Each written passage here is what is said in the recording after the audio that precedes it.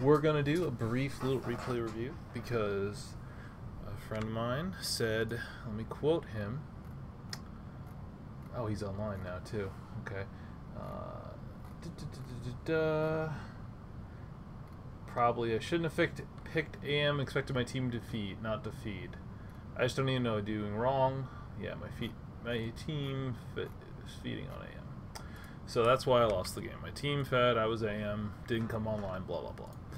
So I went and looked at his game because I was kind of curious. Oh, what happened? I mean, it sucks. And I looked, and his team wasn't feeding like crazy or anything. Like, they got out CS'd, but 2-0 was a big part of it, and we can go over his replay and kind of look at it and say, hey, this is why. Because he's, like, lost 600 MMR.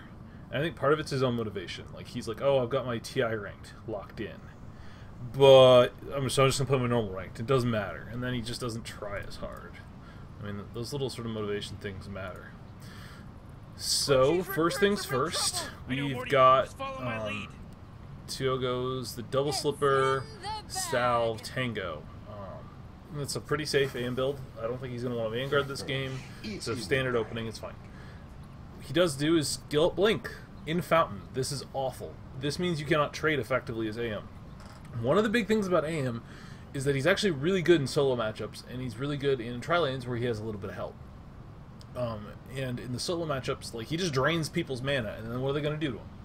He's a freaking AM. You have no mana. And they take a bunch of damage. So, by instantly skilling Blink, he is removing the ability for him at level 1 to punish the enemy offlaner. And this is a very big deal, because one of the reasons that happens later in this game is that the offlaner gets a lot of CS. A lot more CS on the Radiant side than the Dire. And that's something you can control when you're the safe laner. Like, you need to punish him and keep him out from getting a ton. And his supports actually do a good job, I think, in my opinion. Relatively good job. There's some bad pulls in there. Some kills are a little sloppy. But these are things that are forgivable. Like, you know, this is like a 3K-ish game. I think it's a little lower. He said he lost 600 MMR, which makes me think he's in 2K, high 2Ks now. But I don't know. And I'm just a 4K player myself, so I'm not, like, seeing everything that he should be doing right. Like, but these are the sort of things you need to look at. And I think looking at your own replays and looking at other people's replays, it very good. Now, first of all, he gets the block. He does it perfectly. He gets the range creep up in front. He continues to block the other creep, so this range creep's going to get a deny. Hopefully be able to get the deny out of it, and let's go from there. So he blocks it up. He has a better block. They're in good position. They've got the offlaner here, and normally they'd be able to punish him. There's nice... And the other thing that happens here is that you see that Magnus reveals he does not have his escape right now. All he has is his nuke. Instantly, you and the Sand King can punish this, because he is now a melee hero with a nuke that he's on cooldown. You are an AM. You should have mana drain, because you skilled up Blink. Ideally, you don't skill until you get to land as AM, because you might need the Blink to get away.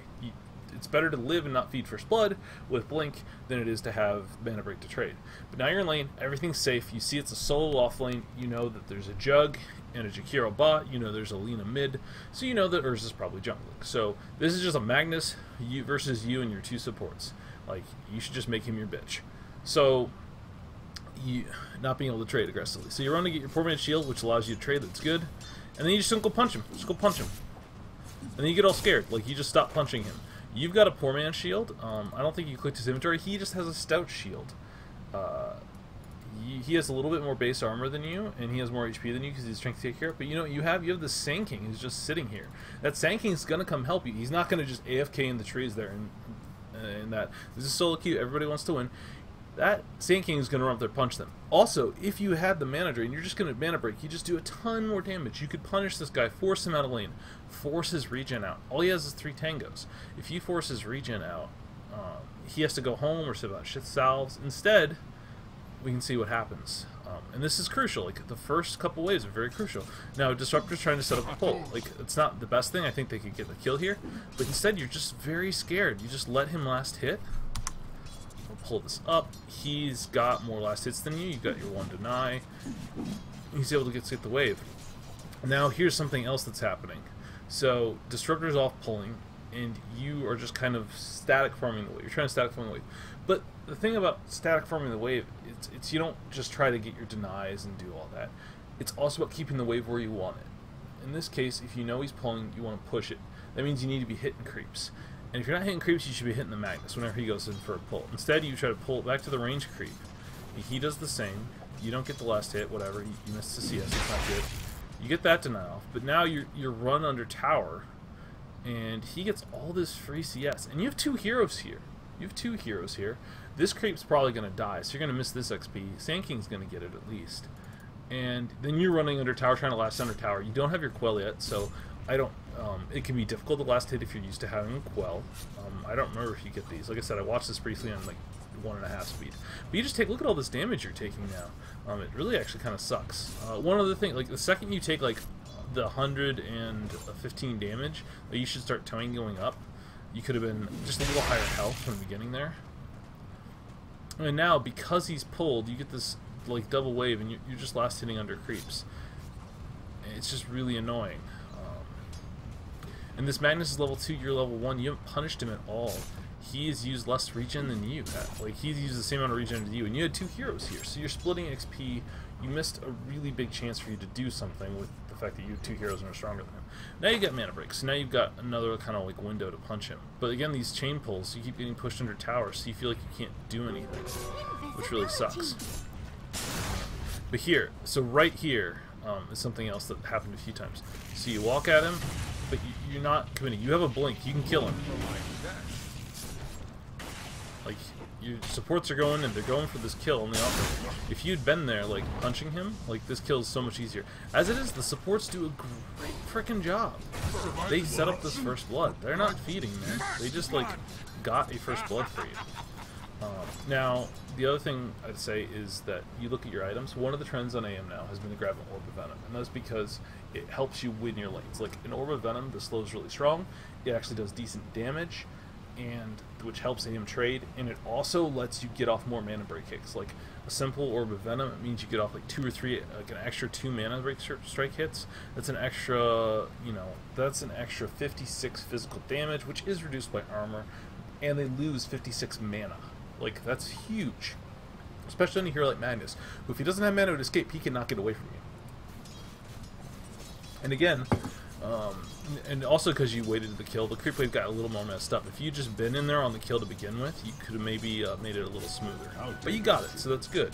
And if you look at your CS, you're comparable to the Juggernaut. You've got first blood, so your net worth's better. So, you know, things are all good. But here is a mistake. So, if you look here, you've got the creeps are not pushed into tower, and you go back to shop. But if you look here, what's happening is you're going to miss the CS. You're actually going to miss, I think you missed the XP for that creep. And you did that because you went to go shop for a Quell that you didn't need to go do then. Like, you just don't leave creeps there. So, it's just one of those little things. And not only that, like, you could be pulling these creeps back to pull them so it's safer to last hit. Instead, you take a tower shot, take that, and then you feel scared, so you don't go for this last hit either. All because it's pushed in, and you weren't there to, like, challenge it for last hits. You're just worried about going under tower. But the thing is about being under tower is AM. Like, you have a blink to get yourself away. You shouldn't be super scared. Now the pull's happening. So again, your supports are pulling. This pull's fine. One of the things I like to do in these situations, if I've got plenty of regen, I'll tank them outside the tower to make sure the lane stays more where I want it. But what you're doing here is fine. It's just a little more difficult the last hit. You do miss one. Again, not a huge deal. But you're starting to fall behind the Juggernaut, and this is kind of the thing. So, like, there's this infernal bargain. Like, you're like, oh, my team feeds. I'm an AM. I can't do anything because I didn't come online. But, like, when you pick AM, like, you're saying, okay, we're making a new social contract. You guys are going to give me space. I'm going to get my battle period. Then I'm going to make space by pushing waves out. And occasionally coming in for an opportunistic murder. It's here right here. Look at this guy. Look at this jerk. What's this nerd going to do to you? Like, why are you just sitting here passively farming? Like, go punch him. Like, look at him. He's got a stout shield and he's got his escape. But if you just, like, blink on him And if you had, say, that Orb of Venom, which you have the gold for, like, you just blink, punch, hit him once or twice, then he's all scared. If you force him to use his Skewer before... Okay, Disruptor doesn't actually have his glimpse yet. But, like, you can force him to use your Skewer with less mana he has. Like, right here. Yeah, just go punch him. And you should have done that earlier. The second he comes near that creep wave, just go punch him. You're not actually missing CS here. You just walk back. So, like, make him feel threatened. It's one of the more important things to do. And right now he doesn't have that many CS, but he has only 6 less than you. And that's not good. And your supports are not doing a terrible job here. It's just like you aren't using your opportunity to bully him out. Like, you gotta help bully him. See right here, like just that little bully. And then the glimpse comes out. And now you just punch him. And I think you get juked pretty hard here if I remember right. Yeah, you do. Yeah, you just get juked. And this is one of those things, like, I know it's like a new meta thing to get the Orb of Venom, but it's really important. And you just get juked here, and it happens. Like, you blink, you look, but you're not going to send her tower. This shrine has come up, so if you don't kill him right away, he's going to walk and shrine it. Eventually, you just decide, okay, I just got to get back to farming. In these wasted kill opportunities where you get juked because you don't have items to help you kill, this is one of the reasons, you know, I think BSJ was watching it. It's actually really important to not necessarily buy the Ring of Health when you've got a full salve and a tango. Like, you can afford to get a Glow of Haste if you're just trying to trade. You could afford to get, like, a Orb of Venom. And even right here, like, you see, because you just, like, walked in a tower, you're going to miss this last hit. He even gets to deny on you. And that's all because, like, you were too scared to enter this zone.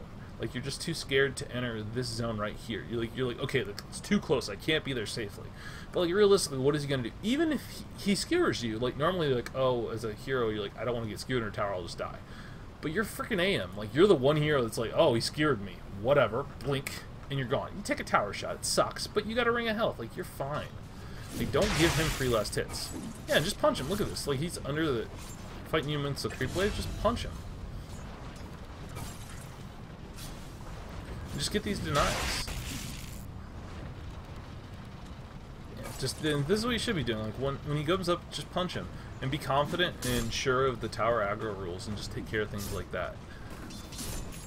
And so, as you can see, like you're 1/3 behind the Juggernaut. And you're like, oh, that's not so bad, 10 CS, but that's 2 full creep waves. That's a lot of gold you're behind, and you actually have first blood gold, so you're actually ahead of him right now, even though he's up on CS. But, like, unfortunately, this is a trend that continues. Yes, you're right there. Like, just punch him. Okay, once his mana's drained, like, prioritizing harass becomes less important. But still, you've got this Ring of Health. Like, even without mana to burn, like, you still hurt him. It hurts him a lot to punch. And that was the other thing I noticed. I haven't mentioned it before, but you're leveling up your blink, Max. Like, how often are you blinking? Do you need the blink cooldown reduced 5 seconds? Do you need the range upped? No, it doesn't reduce the mana.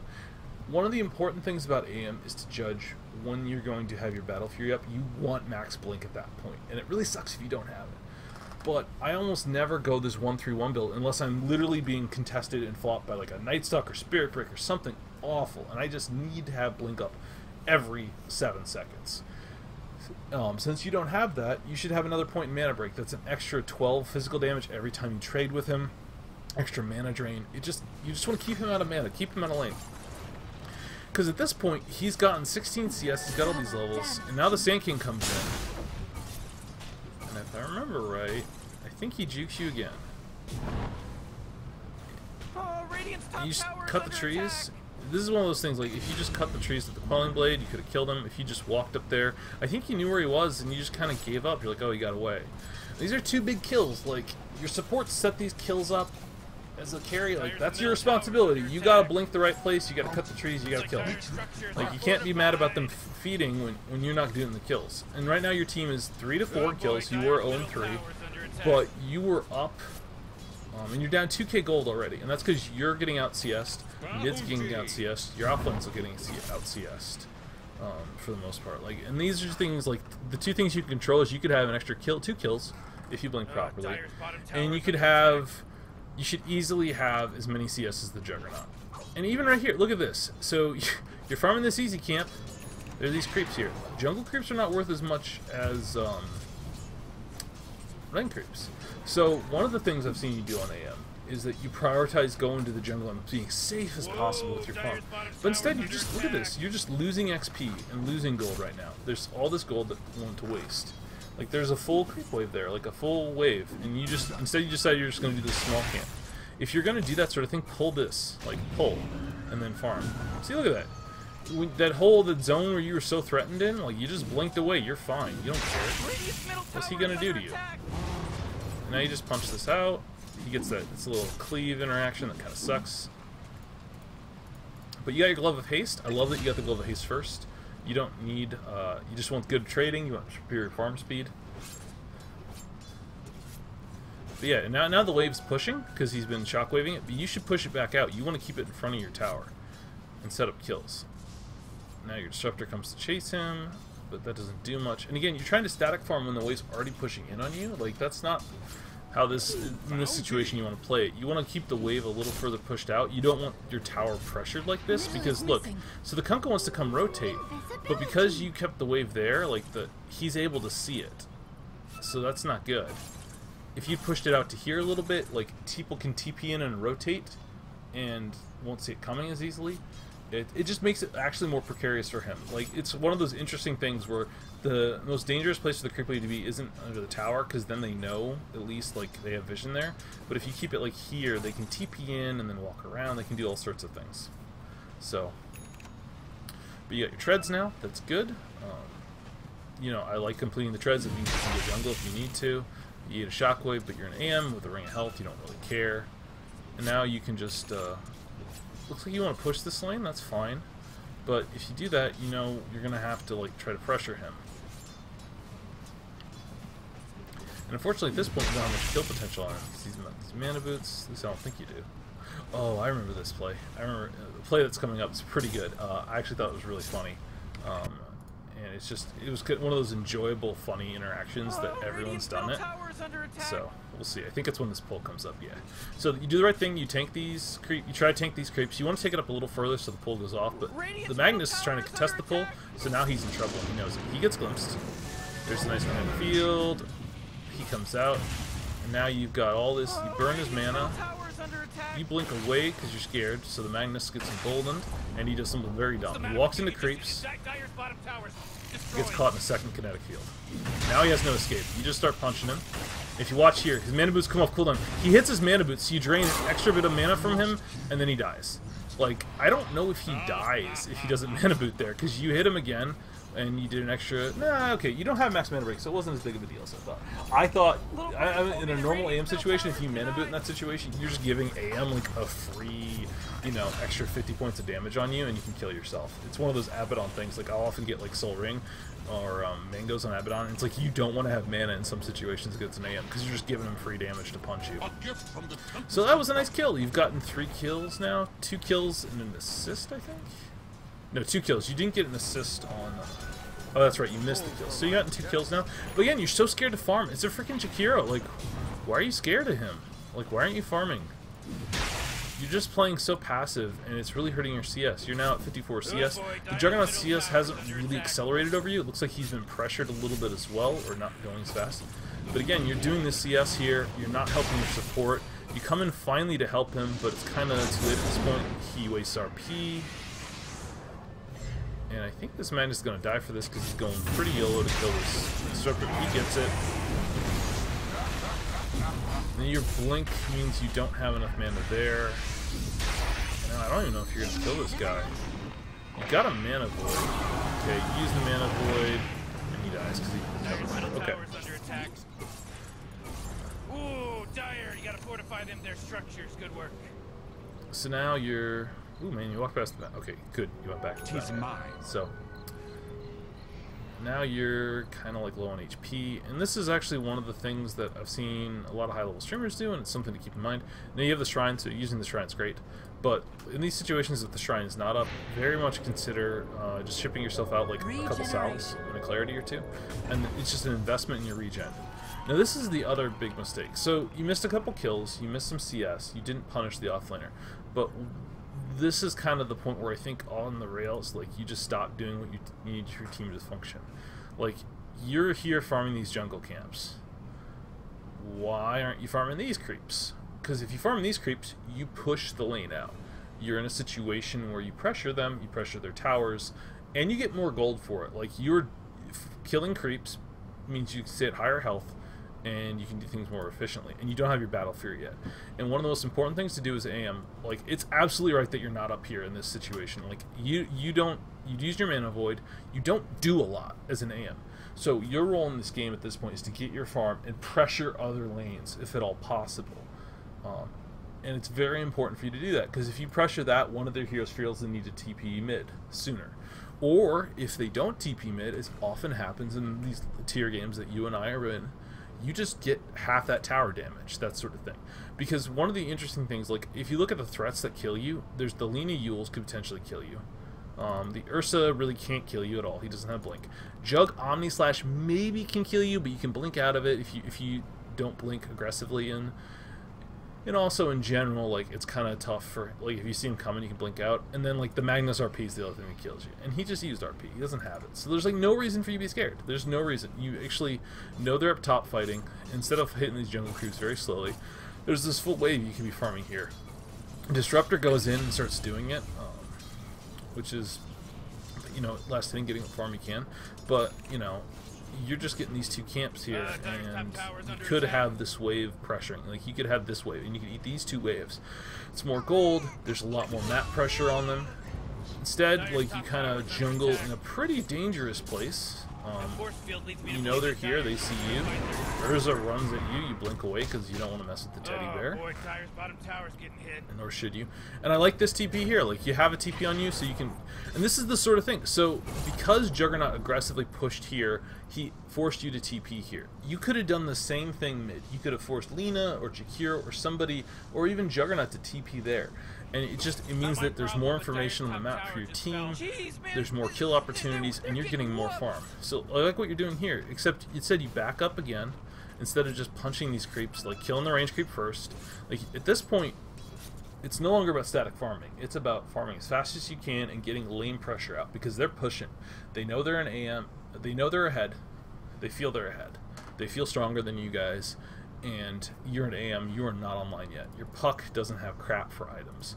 Kunkka doesn't have crap for items. Magnus doesn't have much for items either, but, you know, it's just kind of one of those things. And if you look at your CS, you've really fallen behind the Juggernaut. He's in a similar position as you where he doesn't have his Battle Fury yet, but he's closer to it than you, and he's got a lot more CS. He actually has 1 kill to your 2, and you're just behind. And yeah, your safe lane tower got taken, but you had opportunities to keep up in CS. There's no reason you should be behind this Juggernaut. You had an easy lane, you had a tri lane for the most part, and you got 2 kills on the off lane, and he got 1 kill. Like, it's 8-9, but you're down 5k gold, and that's largely because, well, you're not getting enough CS at all. Like, you're a third behind the Juggernaut again, and that shows on the net worth. Like, he's 1,000 gold closer to Battle Fury. And it's really important, like, if a Jug is ahead of you and goes to Battle Fury build, like, it's really scary for an AM, because if the Jug keeps up with an AM, he just scales better, because he has a crit. And you don't have a crit. Like, the crit is the thing. Now, an AM is also has a head, an item ahead is super scary for Jug, because he just blinks on you, Abyssal him, and he's just like, what are you gonna do? When he comes up to punch with you, you just punch him until he starts spinning, you just blink out of the spin, you're fine.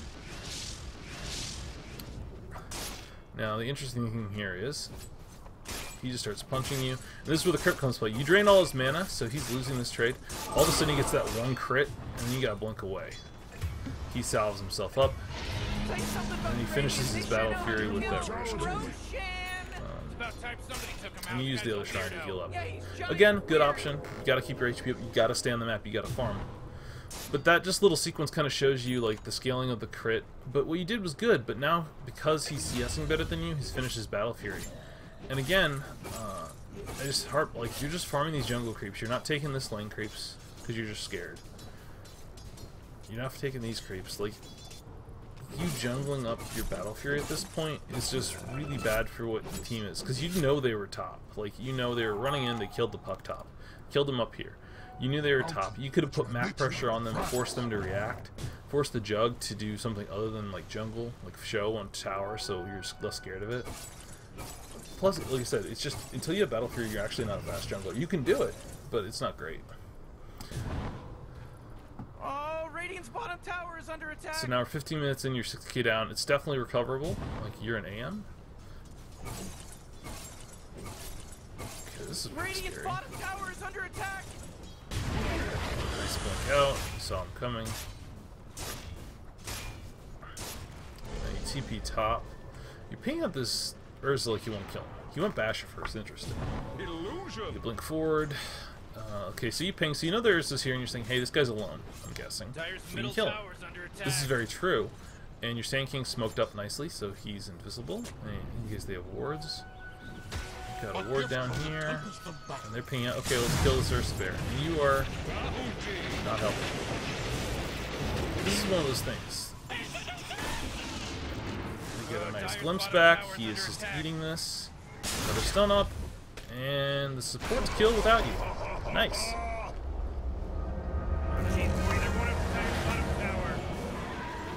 Now, could you kill him again? No. Sand King doesn't have mana. If Sand King has enough mana for a stun, I think you can kill him again. Just drain his mana. But, so, I would have come, gotten participation gold on that kill, and then, like, go back to lane. And again, the second anyone shows, you get scared, but, like, you should be scared. He's got RP there. And now there's 7k ahead, and it's, this Jug has this Battle Fury. They're getting, you're just getting out CS'd in general, and Empower is going to start taking effect. And you're going to have it after this camp, so you're like a couple minutes behind the Jug, and there's just no reason for you to be behind the Jug. And I'm guessing this is where the game unravels. This is actually where I stopped watching. I think this game goes like 25 minutes, so I'm going to finish it up, talk about it throughout. But like, these first 15 minutes are why you did not do nearly as much as you could have to win this game. I don't think you played like you deserved to lose, all this crap. Like, but like, to say your teammates fed like crazy, they didn't. They got out CS, but so did you. So, so now your battle figure's up. So now you gotta start pressuring the map. It's scary though, because Ursa's got his blink now, probably I believe. Magnus has probably got his blink. Lena's got items and levels, like you can be killed on the map, but you gotta put map pressure out. Now you have vision of them roaming your jungle. So you're like, okay, they're playing the top side of the map, we should play in the bottom side of the map. This is actually a really good response to this, because, okay, so they're playing in our jungle, you go play in their jungle. Okay, that kind of sucks that creeps in, but whatever.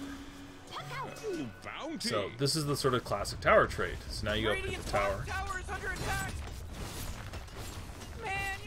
So this is a really good play by you. I like this usage of the map. You've got this battle fury, you've got this blink, you're very fast. And now you can just hit these creeps. One thing to note is just make sure you try to stretch it more. Just keep practicing it. Your mana is kind of perpetually low as I am, when I don't think it needed to be as low, because I don't think you're tread switching very often.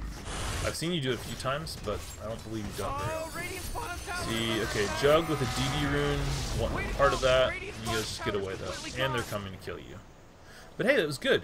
You got a tower. They are now rotating in on you, and now you TP away. And this is how you make spaces in AM. Like, this is how you contribute to a team with just the Battle Fury.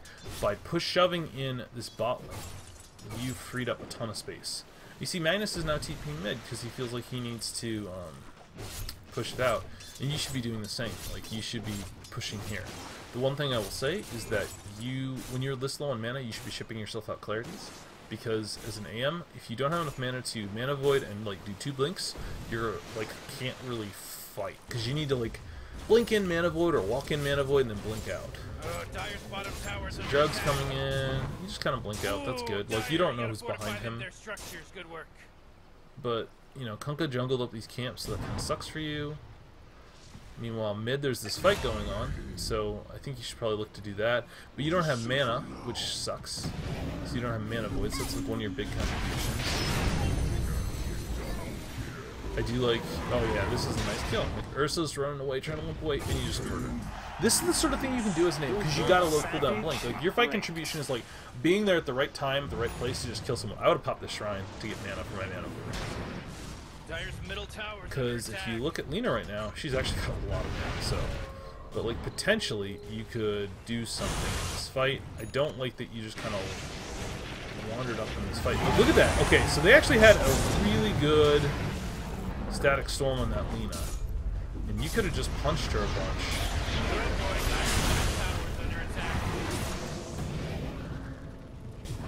You get pulled up. Dire's top tower is under attack. But yeah, her Leals was on cooldown, I believe, when that static storm was landed on her, as was this.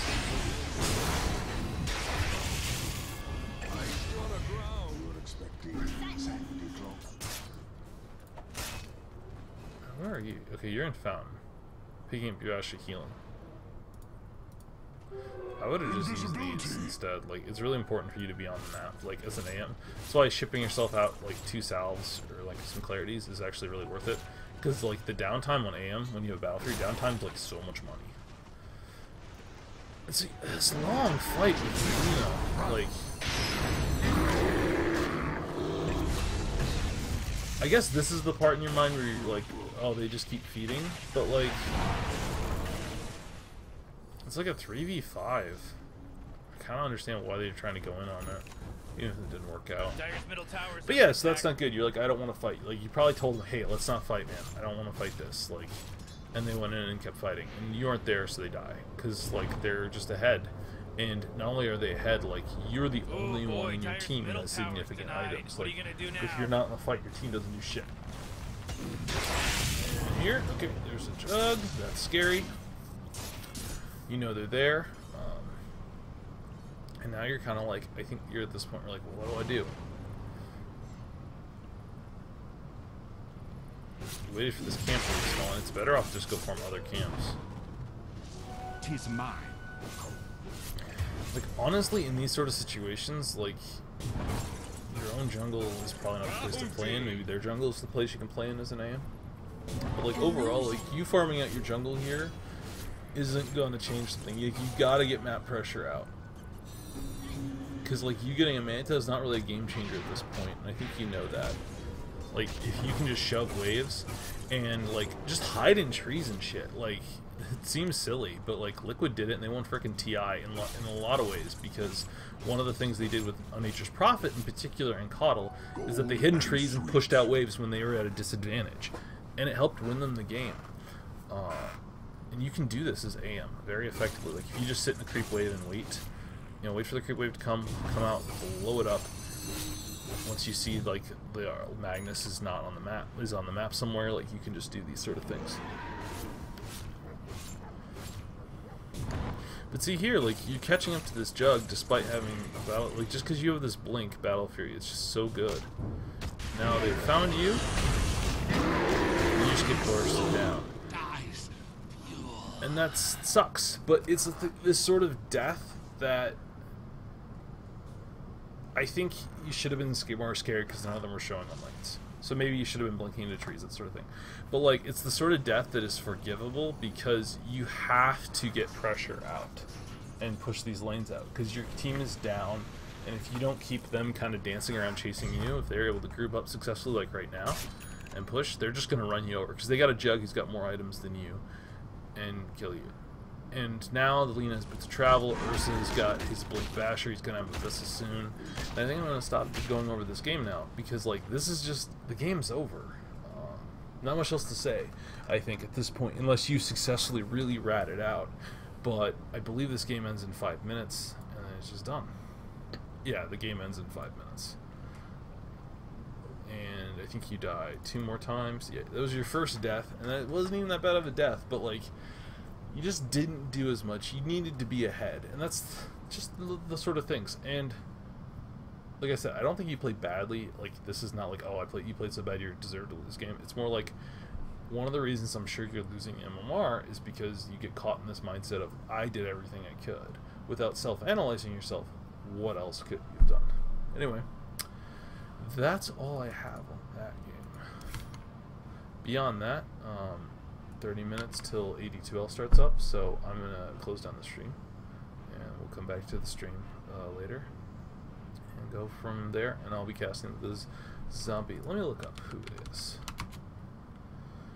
I'll be casting it here, because Flub will not be with me, so I'll just be doing it on my own channel, and looks like we're going to be playing, the Zombie Pandas are playing the Sin Eaters Esports, and they will be, I don't know this team, but the Pandas are just minus Kairai. They'll have Chilled Wind, who's roughly equivalent MMR, and Justice Throwy in the game for him. So, Anyway, I will be back on in 30 minutes.